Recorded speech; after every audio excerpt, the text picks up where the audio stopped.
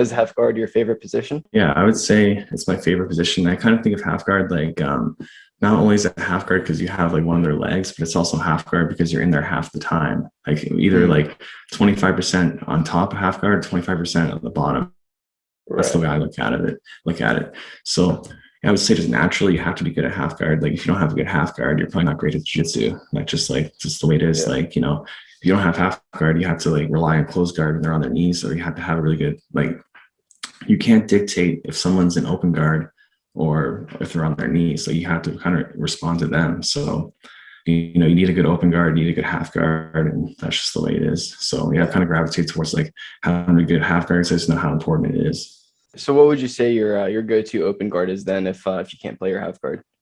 I'd say reverse De La Hiva just because it's like stand up half guard. So it's just like, yeah, they're standing up, but you have one leg in between theirs. So, yeah, but it's not like the best, like, it's not the best, like for offense, but it's really good for defense. But you can like pull them into your actual half guard, or you can like, transition to another open guard that, works better. But you have to have a good reverse De La Hiva, I think, like to have a good half guard because they go so hand in hand.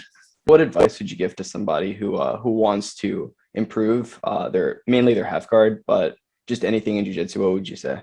I would say just like spend a lot of time like watching a lot of videos on YouTube. Like what I always did if I want to get good at a specific position or submission, I would just like watch it over and over from different instructors and see their perspective on it. So like just say like guillotines, for example, like I didn't really get good guillotines till like I was probably like late brown belt or like early black belt even. So I would just like watch like whatever I could learn on guillotines and kind of pick out like the details that actually work and kind of the ones that are kind of just like fluff, like kind of ignore. So you kind of just just like do as much research as possible. And like, that's how to get good at jiu-jitsu and how to get a good half guard. I'd say like, just as long as you don't let them grab your head and get an underhook, then like you can actually play half guard. But the problem is people always let these things happen to them and they can't play half guard. They're like fighting from a crappy position. So then they're like, oh, half guard sucks, but it's like, it's your fault.